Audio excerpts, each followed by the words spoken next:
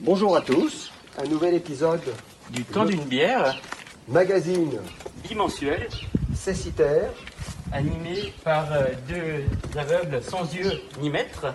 un magazine qui n'a pas froid aux yeux. Alors, Nico, ce soir, on accueille une nouvelle personne et on ne sait pas du tout qui c'est puisqu'on n'y voit rien. Allez, c'est la surprise qu'on va retrouver derrière la porte. toc toc, il y a quelqu'un ce soir? Bah, je sais pas du tout.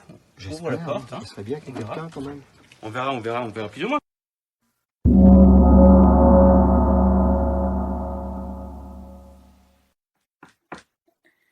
Qui c'est qui est là aujourd'hui? Bah, aujourd'hui, je Y a te quelqu'un? une petite surprise. Allô? Ouais, tu reconnais ma voix? Bonjour? Bonjour, est-ce que tu reconnais ma voix?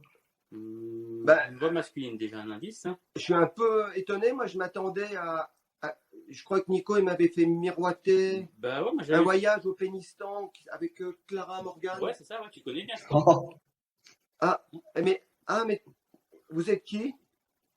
c'est Lilian. Ah oui, Lilian, mais je suis tellement content, mais franchement, c'est une bonne surprise. Écoute, je suis tellement content de discuter avec toi qu'on va trinquer. Tiens. À la tienne, Lilian. Eh ben, à la vôtre. Santé. Bon, allez, blague à part, Lilian, Très content c'est d'être ça, avec vous. notre ami réalisateur, photographe, avec qui on a eu déjà quelques tribulations de par le monde ensemble, juste pour faire rapide comme ça, Maroc, Éthiopie, Colombie. Comment on s'est connu, Lilian? Comment on s'est connus? Alors, tout d'abord, je voulais dire que j'étais très ravi d'être à vos côtés. Voilà, et je tenais à vous dire que vous étiez très beau aujourd'hui. Voilà. Jean-Pierre, c'est toujours magnifique avec ta chemise. Et lui, c'est habituel chez moi, c'est voilà, c'est pour les circonstances. C'est ça. Moi, c'est pas Alors, comment on s'est rencontrés? On s'est rencontrés par Internet. sur Ah, Mythique.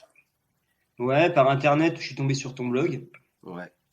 Voir sans la vue, ça commence à dater peut-être, hein, je sais plus exactement quand, mais il y a Ouais. quelques années déjà. Mon blog Et qui puis s'appelle L'illusion du handicap, quand même. Pas sur la l'illusion vie. du handicap, ouais. Et puis on s'est vite téléphoné, voilà. Je t'ai proposé à l'époque, il me semble que tu te faisais inviter chez des gens. Je sais pas si tu te souviens de ça. Tu te faisais inviter, tu Oui, proposais à des gens de t'inviter c'est ça. pour passer un Proposer moment. aux gens, s'ils voulaient connaître la différence, de m'inviter au moins un soir pour passer du temps avec eux. Oui, C'est ça. Et du coup, t'es venu en Bretagne, voilà, manger des galettes, boire un peu de cidre. Et oui. puis on a vite Et tu avais un sympathisé. projet à l'époque, on devait marcher ensemble. Tu m'avais proposé de faire le tour du golfe du Morbihan. Et peu à peu, ça s'est transformé en un film au Maroc qui s'appelle Deux hommes à un regard, mais on y reviendra tout à l'heure. Bon, une de tes spécificités, tu es photographe, réalisateur. Tu aimes le Oui. voyage, tu es voyageur. Moi, j'aimerais bien aller farfouiller un petit peu dans ton. Est-ce que tu viens d'un milieu socio-culturel, n'est-ce pas, où on pratiquait le voyage ou c'était complètement pas ça du Non, tout? un milieu socioculturel, je sais pas trop. Hop là, l'image vient de tourner, mais ça va être normal, c'est la technique. Ouais. D'un coup, j'apparais en grand à l'écran, ça me fait bizarre en fait. Mais ça va être normal. J'ai touché à rien. Donc ma Euh, question, ouais, est-ce que tes inclinaisons vers le voyage, tu peux retrouver des racines liées à ta famille ou c'est quelque chose qui a rien à voir avec le milieu dans lequel tu as grandi? oui, enfin j'ai mes grands-parents qui ont beaucoup voyagé en fait, Ah oui, par leur d'accord. travail. Mes grands-parents qui sont décédés aujourd'hui, hein, mon grand-père aurait plus de 100 ans, Oui. et qui travaillaient dans les colonies en fait, qui ont passé pas Mhm. mal de temps, Mauritanie, Sénégal, et surtout Madagascar. Du Ouais. coup, voilà, ça m'a toujours fait un petit peu rêver quand j'étais môme en fait d'aller chez eux et de voir des sortes de sculptures en ébène, enfin tout ce qu'on pouvait retrouver en fait chez ces gens qui avaient vécu dans les colonies en fait, ce qui était assez Oui. rare, enfin pas forcément rare, mais bon dans les années jusque dans les années 50 on va dire. Du coup ça m'a pas mal inspiré, je dois Le dire, ça m'a voyage. pas mal fait rêver quand j'étais môme en fait. Le voyage D'accord. à domicile quelque part, quoi. Ouais, c'est ça. Ouais, c'est Et ça. Puis après, ça s'est imprégné aussi des lectures. Il y avait quelques lectures chez mes grands-parents de tout ça, en fait, quoi. Donc tu te ça m'a souviens des bouquins sur lesquels tu tombais chez tes grands-parents ou... Chez mes grands-parents, non. Alors, mon grand-père, je me rappelle de livres sur De Gaulle qu'il avait, tu vois, mais de livres de voyage, pas mal de choses, mais j'étais petit, quoi, donc Oui, oui, c'est pas des choses que je me rappelle des premiers livres que j'ai lus très jeune, d'écrivains voyageurs, oui, mais oui. À savoir des gens comme Kessel, c'est ça? ouais, Michel Pessel aussi, je sais pas si ça vous dit quelque chose. Ah, Michel Pessel, celui qui avait fait les expéditions beaucoup au Tibet. Ouais, c'est ça, c'est ça, c'est ça. Et J'ai des toujours grandes amené ces livres caravanes à pour travers devenir, l'Himalaya.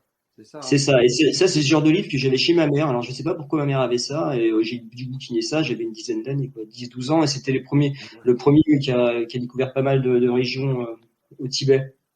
Oui, je me souviens très bien. Notamment, c'est le premier à être rentré à Lomantang, qui était la capitale du Mustang, et Le où Mustang. Voilà. il nous parlait du palais du roi, où il y avait les poules au pied du trône du roi. Enfin, c'était voilà, c'était très moyenâgeux, quoi. Ouais, Mustang interdit, le livre. Et en fait, c'est tu ça. vois, ce livre-là, qui est un des premiers livres que j'ai dû lire de voyage, en fait, ça m'a pas mal inspiré, ça m'a pas mal fait rêver sur ce métier d'explorateur, entre guillemets, mais de voyageur, voilà.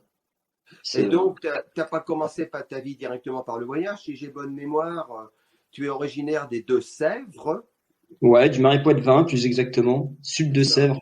un Ouais. très joli biotope que j'ai eu un tout petit peu l'occasion de découvrir quelquefois lors de festivals et de différentes invitations.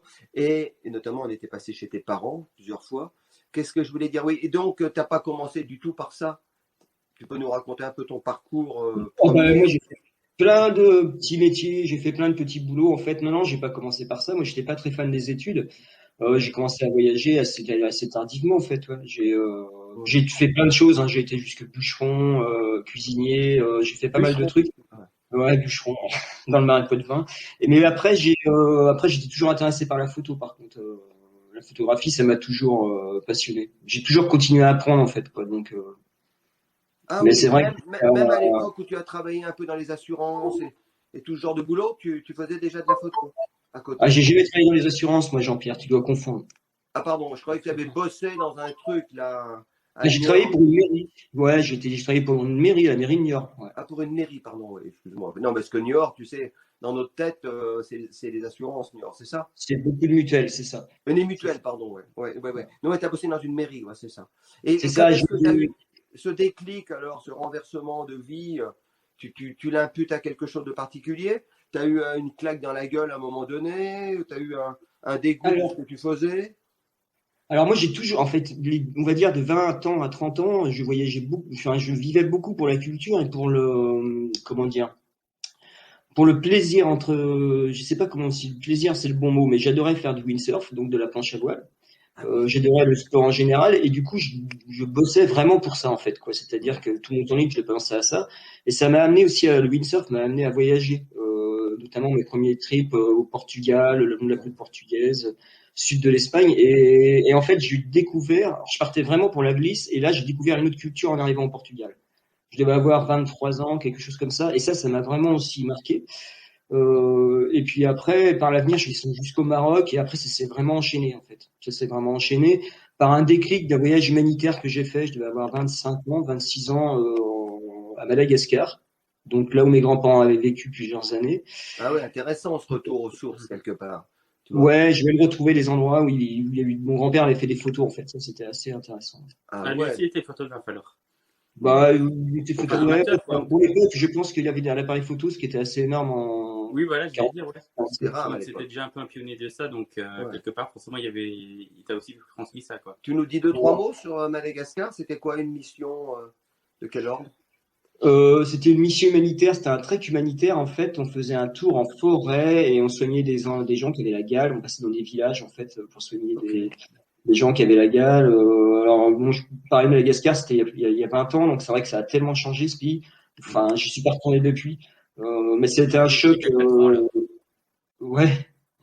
c'était un choc assez violent pour moi en fait, parce qu'il y a ce côté paradisiaque de Madagascar et puis d'un autre côté il y avait une misère hallucinante que j'ai jamais revécue depuis d'ailleurs. Même je suis resté près d'un an en Inde, j'ai jamais revécu la misère que j'ai pu voir à Madagascar en fait. Ouais, Il y a un dénuement, moi j'y suis allé il y a quelques années aussi, c'est le dénuement est vraiment impressionnant. c'est Vraiment. incroyable, c'est incroyable. Enfin moi j'ai vécu des choses là-bas qui m'ont vraiment marqué en fait. Oui, c'est dur. T'as une anecdote comme ça? Parce que tu sais, on aime toujours les petites Mhm. histoires, même un peu difficiles à entendre, mais tu as quelque chose, quand tu dis quelque chose qui m'a marqué, tu penses à quelque chose de précis? Ouais, c'est quelque chose d'assez marquant en fait. C'est une maman. Alors nous, on arrivait blanc avec nos sacs à dos et plein de médicaments. Alors des Ouais. médicaments assez faciles à appliquer, c'était des laits pour soigner la gale, des choses comme ça. Il y a Oui. une maman qui m'a un peu violemment jeté son enfant dans les bras, en fait, en Ouais. me disant soignez-le, sauf que l'enfant il était raide quoi. Enfin, il était blanc, mort depuis 2 jours si tu veux. Donc Wow. ouais, j'étais complètement. Enfin, qu'est-ce que tu veux faire, qu'est-ce que tu veux dire Ouais. j'étais encore jeune. Enfin, si tu veux, je n'étais pas préparé du tout à ça. Donc Oui, assez tout à violent. fait. C'est un truc qui m'a assez marqué. Et puis qu'est-ce qu'on peut faire pour faire c'est un truc de dingue. Enfin, c'est Ben rien, sur le mais coup, en fait, simplement. tu peux rien, Wow. tu peux rien. Et c'est ouais, ça m'avait assez brassé quoi. Je m'étais dit putain, il y a quand même deux mondes. On vit tous sur la même planète, mais on n'est pas tous du même monde. Là, il y a un truc. Tu vois, j'avais pas tilté ça encore dans ma tête quoi. Oui. Même si j'avais voyagé, j'étais pas confronté, j'avais pas eu encore Bah non, et je veux dire, au Portugal ou en Espagne, au Maroc, bon voilà, on est peut-être pas dans ces extrêmes-là, quoi, c'est clair. Et à ouais, Madagascar, on est c'est quand même quoi que confronté à je vais te beaucoup de dire choses que avec la déforestation aussi qu'on découvre là-bas qui est vraiment galopante, quoi. Il y a vraiment beaucoup de phénomènes de ce type aussi qu'on voit à la télé, mais une fois qu'on va là-bas, on se rend compte à quel point c'est une réalité, quoi. C'est le pourcentage de déforestation, par exemple, à Madagascar est énorme, quoi, sur les dernières ouais, décennies, quoi. Il y a un sabotage écologique certain. Ouais. Bon, moi je voudrais bien qu'on aborde un peu l'aspect des voyages. Tu as commencé comment? C'est ton premier grand voyage, un peu, on va dire, équitable aventure. ouais. C'était Alors quoi? mon premier déclic, ça a été, on va dire, une crise de la trentaine. En fait, je me suis dit, allez, quitte ton travail. Donc là, à l'époque, je travaillais donc pour la mairie, je travaillais pour des centres d'enfants et tout ça, et j'encadrais des enfants de 6 jours de ski Oui, et tout ça. Et j'en ai eu marre un peu de cette vie-là, en fait, et je me suis dit, allez, pars plusieurs mois. Je suis parti avec mon ami de l'époque. On est parti traverser l'Inde et le Sri Lanka à pied et avec des vélos qu'on achetait là-bas en fait. Et on est parti plus de 8 mois, donc du sud du Sri Lanka jusqu'au nord de l'Inde, jusqu'au nord du Sikkim, si vous connaissez, si ça vous dit quelque chose. oui, oui, tout à fait, très bien même. Oui. Donc Et là, c'était le tu as déclic. marché 8 mois à travers l'Inde C'est ça. en dormant un peu dans les maisons, chez les gens de temps en temps, dans les Ah, là, temples. ouais, là, on est parti vraiment à l'arrache. Là, ouais, on est parti. On savait pas où on dormait tous les soirs, quoi. C'est clair que c'était le premier voyage, un peu, je dirais pas. Alors, on avait une route un petit peu tracée. Oui, Par les pistes, on a essayé d'aller le plus droit possible, mais on savait jamais où on dormait et tout, bien sûr. C'était le début de la vraie aventure, quoi. ouais. Et c'était déjà caméra au point à ce moment-là ou Pas caméra, j'avais un appareil photo. l'appareil J'avais Ouais. pas photo, un ouais. caméra. Alors ce voyage, il date, je te dirais plus exactement les années. C'est pas si, bah si, c'était il y a 15 ans. C'était il y a Mm, 15 ans. Et mm. du coup, en fait, déjà, je suis parti sans j'avais pas beaucoup de moyens. Il fallait déjà que je lui mette de l'argent de côté pour faire ce voyage. Mhm. Et puis acheter une caméra, c'était cher à l'époque, hein, surtout une caméra petite, légère, les batteries. Puis avec Ouais. du recul, de toute façon, on est passé dans des endroits où j'aurais jamais eu de batterie pour recharger. Tu sais, en fait, moi, ça me fait halluciner parce que ce voyage-là, je me rappelle avoir envoyé 3 mails à ma mère et pour envoyer un mail, c'était super compliqué Ben, parce c'est que bah, bien ça de dire ça. ramait et tout ça. Bah oui, en fait, il y avait, C'est bien même de les nous gars rappeler ça parce que ça montre un peu déjà le décalage en 15 ans, tu vois. en Donc, ce 15 ans. premier voyage, tu es satisfait de ce premier voyage? Il y a eu des choses un peu marquantes aussi, non, dans ce premier périple ou... Ah ben marquante, ouais, c'est l'Inde. Donc l'Inde, évidemment, ça te met une claque phénoménale. Même si j'étais prêt, parce que j'avais beaucoup bouquiné, je m'intéressais depuis un bout de temps au bouddhisme, à l'hindouisme, mais ça te met toujours une claque. Ouais, l'Inde, de toute façon, Ouais. c'est une claque surtout quand t'aimes l'image et la photographie.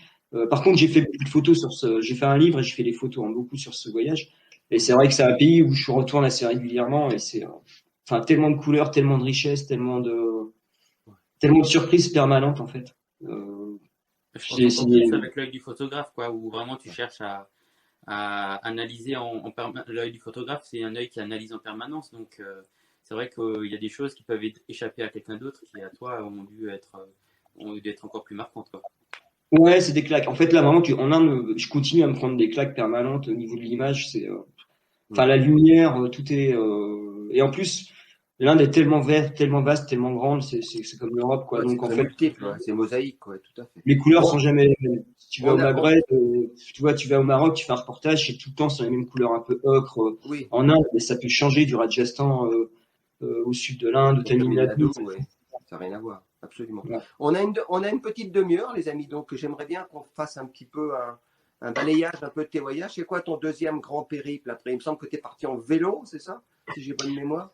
À pied, à vélo, une descente du Mékong. Une descente du Mékong.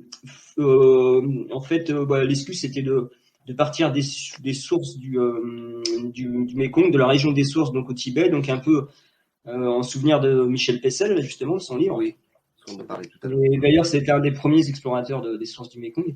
Et de descendre jusqu'au Vietnam, Sud-Vietnam, donc le Delta, et c'est une région qui m'attirait aussi énormément, par toutes les lectures que j'avais faites sur l'ancienne Indochine et toutes les lectures actuelles. Enfin, c'est une région que je m'intéresse énormément, que ce soit la guerre du Vietnam, tout, ça m'intéresse énormément, cette région-là. Ouais. Du coup, voilà, 6 mois de voyage aussi, la première partie à pied, toute la région tibétaine, toute la région chinoise à pied. Et après, on a acheté des vélos juste avant de passer la frontière pour tracer du Laos, Cambodge, Vietnam.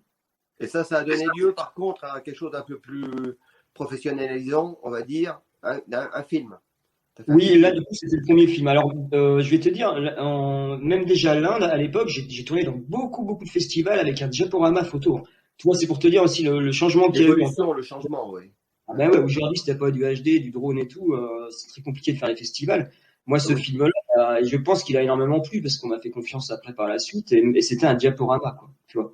Et il y a 15 ans, en fait, c'était pas un problème de passer des diaporamas dans les festivals ou dans des séries de conférences. On est passé du diaporama au drone, quoi. C'est impressionnant. Après, t'es parti en Asie centrale. Ouais, l'Asie centrale. Alors à chaque fois, ça se perfectionnait. Évidemment, en fait, au fur des années, je faisais un voyage tous les 2 ans et les voyages étaient plus intéressants, peut-être plus engagés. Et puis l'image, tu passais de la photo au SD, au HD, en fait, au 16/9, quoi. Tu vois, en 6 ans, en fait, ça a été assez. Et l'Asie centrale, c'était sur la route de la soie, donc de l'Ouzbékistan jusqu'en Chine, où ça s'est assez mal passé. Raconte-nous un peu la Chine en quelques mots. Je crois que en fait. Ouais, on est arrivé en Chine en fait de l'Asie centrale et on savait pas trop si on souhaitait passer par le Tibet, donc la route du sud, ou monter vers le nord, vers l'Altaï. Et puis là, on est tombé sur les émeutes ouïghours qu'il y a eu, donc c'était en 2009-2010, donc assez violente. La route du Tibet était complètement barrée. Donc nous, on a décidé quand même de monter vers l'Altaï et on a eu 10 arrestations. Il y avait des arrestations très régulières par la police chinoise en fait qui refusait qui que ce soit en fait dans la région. Suite à ces émeutes avec les Ouïghours, qui n'ont pas cessé depuis d'ailleurs, enfin c'est toujours assez compliqué. C'est une région qui est devenue très compliquée. Mais ça s'est terminé comment pour vous ? Ça s'est terminé que, en fait, il y a eu plusieurs arrestations et les gars ils me disaient non mais maintenant que vous arrêtez avec des emprisonnements entre guillemets c'était pas des prisons avec des grilles, c'était dans des chambres d'hôtel, mais bon les gars étaient derrière la porte, on était séparés, enfin tu vois c'était assez glauque quand même. Des interrogatoires et tout ça, il a épluché toutes mes photos, enfin c'était compliqué. Ouais, et à un moment donné, ils en ont eu marre en fait, qu'à chaque fois qu'ils nous relâchaient, on continuait, ils en ont eu marre, ils ont pris nos vélos, et ils nous ont balancé dans un train direction Pékin, avion et retour à l'envoyeur quoi. Mais bon, avec du ça nous a, en fait, si tu veux, on nous a pas traumatisé, mais par contre, on a fait comme la une de certaines presses en France à cause de ça. Mais avec du recul, nous, ça nous a, avec mon ami de l'époque, je pense que ça a joué sur notre séparation, sur plein de trucs. Ça nous a quand même brassé en fait intérieurement, en fait, si tu veux, toutes ces arrestations. Enfin, c'est assez violent quand même. Et puis, ouais, ouais. Maintenant, la Chine, j'y retourne, mais si tu veux, je fais toujours gaffe, quoi, parce que je pense qu'ils ont gardé mon nom et tout ça, quoi. Tu vois, c'est possible. Ouais. Oui, ils sont... Bon, si j'ai bien suivi la chronologie un peu de ta biographie, la biographie de Lilian Vezin, bientôt écrite par Jean-Pierre Bruno. Non, je plaisante. Il est assez grand pour écrire, il a une bonne plume. Après, tu es parti traverser, si j'ai bonne mémoire, le Maroc. Tu as fait 1000 km à pied à travers l'Atlas, c'est ça? Ouais, c'est ça. Ouais, alors j'avais été plein de fois au Maroc, c'était un de mes premiers voyages notamment, et puis j'avais déjà traversé l'Atlas marocain, mais pas comme ça en fait, c'était plus sur 2-3 semaines. Là, j'ai décidé de traverser tous les Atlas, donc Moyen Atlas, Haut Atlas, Anti-Atlas, donc un peu du nord au sud. Super voyage. Moi, les Marocains, c'est des frères, c'est des frangins. Enfin, j'adore le Maroc en fait, quoi. Donc super voyage, très beau souvenir. Donc très physique et très relationnel comme périple, parce que là, il n'y a pas d'hôtel, il n'y a rien. Tu dors, tu te fais inviter le soir. Ouais, donc tout seul. Oui, je me faisais beaucoup inviter au Maroc. Tu te fais beaucoup inviter. Et il y avait beaucoup de couchsurfing en fait. Aujourd'hui, je crois que ça n'existe plus trop le couchsurfing. Les Marocains pratiquent beaucoup ça. J'ai fait des super rencontres avec des gens avec qui je suis toujours en contact, évidemment. Oui, bonjour Latfalla. Et ouais, par exemple. Ouais. À propos, mais tu avais une tente avec toi, tu avais un repli possible si tu te retrouvais sans hébergement à ce moment-là? Oui, bien sûr, alors, une tente, c'est un grand mot, c'est une espèce de tente cercueil, là, c'est tout petit, en fait, ça fait juste une place, tu te faufiles dedans et le sac reste à l'extérieur. Je vois, Mais oui. ça a des petits sol, c'est vraiment pour se protéger de la pluie et puis Oui. des éventuelles bestioles, quoi, surtout les serpents, les trucs comme ça, je pense. Ouais, ouais, vraiment, mais c'est très minimaliste, ouais, quoi. Et là, Ouais, bah, pareil, les tu fais moi, un c'est du film, léger, là, hein. Ouais, tu as, tu as commis j'ai un fait un film, film, j'ai enfin, fait un livre. et un livre, voilà. Ben, ça, on va Film, retrouver, livre, on peut retrouver ça sur toutes les informations sur ton site qui s'appelle, les expéditions Grand du Large. Donc, ouais, vous tapez Expédition Grand expédition du Large. Grand du Large, vous tapez mon nom, en fait, tout se rejoint, en fait. Donc, votre photographe, tout va se rejoindre là-dessus. Je vois. Voilà. Alors là, il y a ça fait énormément de voyages et j'aimerais bien aussi qu'on revienne quand même sur le retour. Malheureusement, on n'a qu'une demi-heure. J'aimerais bien qu'on puisse aussi encore discuter des voyages que vous avez fait tous les deux. Donc là, je ne sais pas, donc, tu nous as parlé du Maroc. Alors, votre rencontre s'est faite assez rapidement à ce moment-là pour que vous décidiez de retourner dans ce pays. Et puis, une fois que vous êtes rencontrés, quels objectifs peut-être vous aviez tous les deux? Alors, en fait, on s'est dit, bah, au début, c'était le film sur le golf, et puis ça a vite tourné. On s'est dit, non, mais attends, on aime voyager, on va partir, on va aller un peu loin. Fallait un pays facile pour filmer, tu vois, ou pas demander d'autorisation et tout ça. Et on n'a pas forcément bien choisi parce qu'on s'est dit l'Algérie. Donc l'Algérie, c'est hyper compliqué de filmer. Et en fait, il s'est passé un événement à cette époque-là. Il y a, je me rappelle plus son nom, une personne qui s'est fait décapiter, là, un alpiniste. Je te rappelle son nom, Ah oui, Jean-Pierre, oui. ça dit quelque chose? Antoine, je sais plus, ouais. Non, Eric. Ouais. Eric, je sais pas, oui. Ouais, c'était exactement dans la région où on voulait aller, quoi. Donc en Ah fait, on oui, s'est c'est dit, ça. bah, on va changer de coin. Ouais, Et ouais. du coup, bah, le Maroc, on connaît bien le Maroc tous les deux, voilà. Et ça, c'est parti comme ça. Et on a fait le tournage au Maroc, mais je sais pas, c'est peut-être après 6 mois après notre rencontre, ça s'est fait assez rapidement en fait. Très, très rapidement, ça s'est fait, Didier. Ouais, ouais, c'est ça, 6 mois après, ouais, quelque chose comme ça. Ouais, Et avec des moyens quand même très réduits, il faut le dire. Hein, parce que tu étais à la fois derrière la caméra, tu étais à la fois derrière le son, et tu n'avais quand même pas une caméra exceptionnelle à l'époque, non, hein, on est d'accord. Et en plus, tu étais supposé quand même me donner des répliques, parce que tu étais la personne qui partageait le voyage avec moi, qui me guidait. Donc c'est un film, c'était un pari un peu acrobatique, mais certes peut-être qu'il n'est pas parfait en termes d'image, de son et autres, mais il est extrêmement vu. On a été beaucoup invités, on a eu on a eu des prix en Égypte, je crois au Maroc et je ne sais où. Mais parce que apparemment, si tu vas me contredire peut-être, je sais pas. Mais je crois que ce qui ressortait vraiment, c'était l'humanité dans ce film.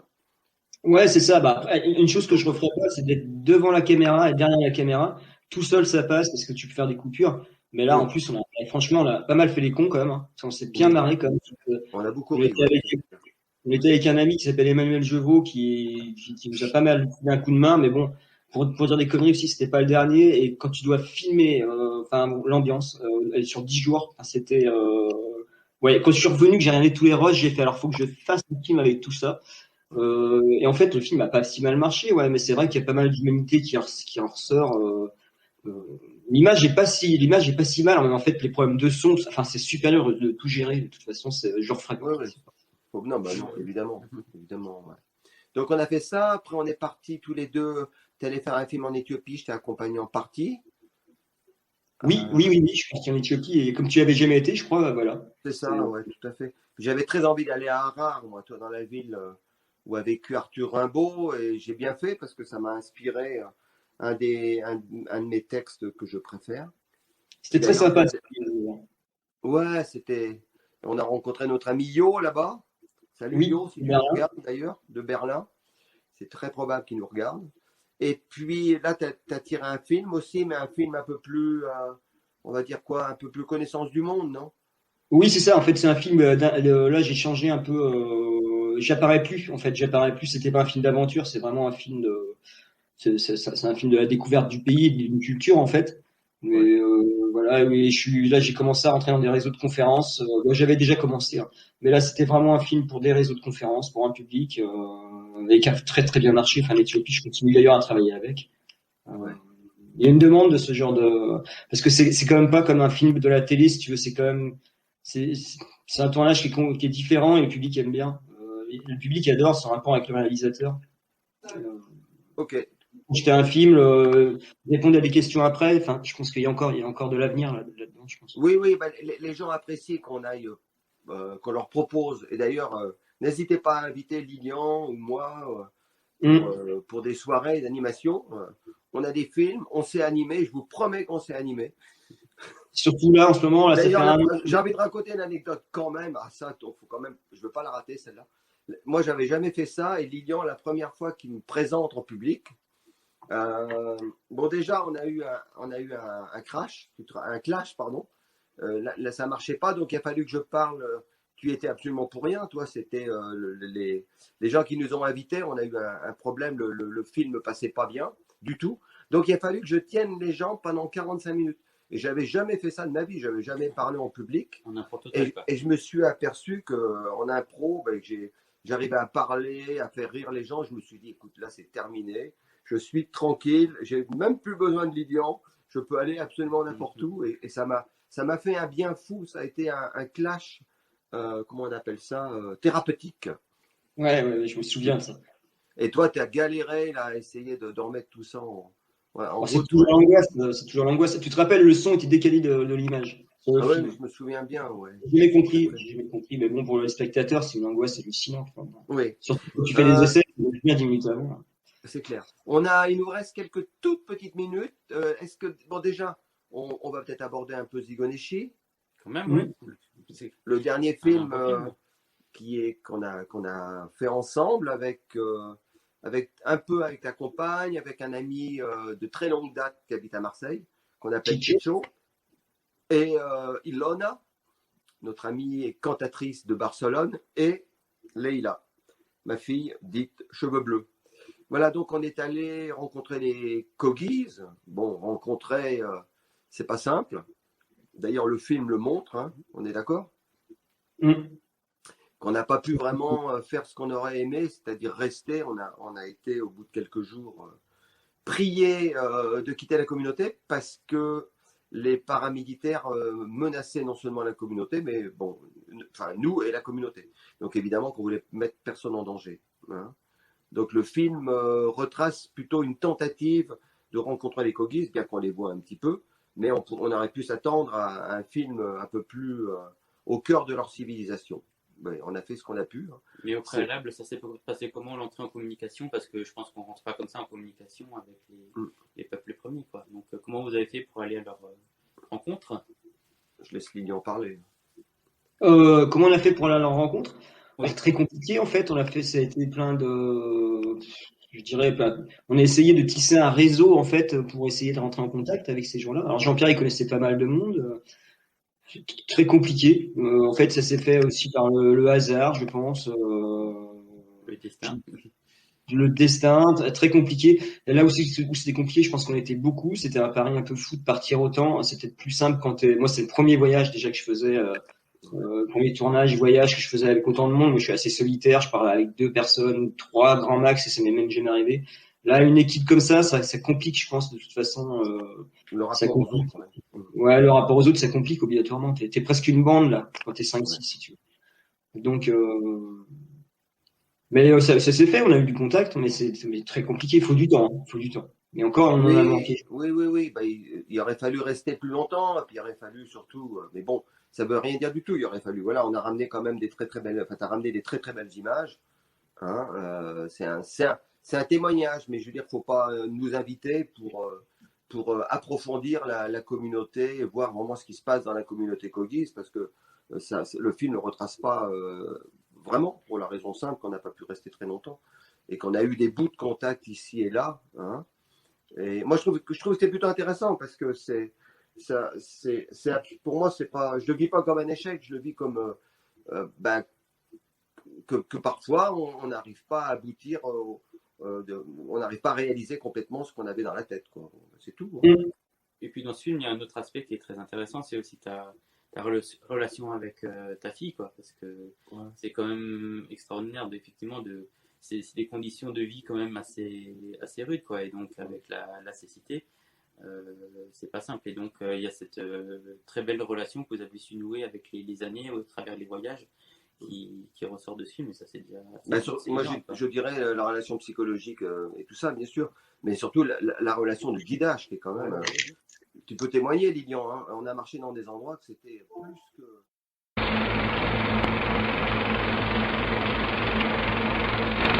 Mais ça a été, je crois que c'est la première fois que je marche dans un terrain.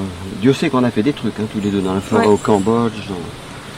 Et là, c'était quand même compliqué. Toi, j'avais toujours peur avec ces grandes plaques. Là, j'avais toujours, enfin peur, un peu l'appréhension, toi, de me coincer le tibia entre deux plaques et que ça casse. Ouais.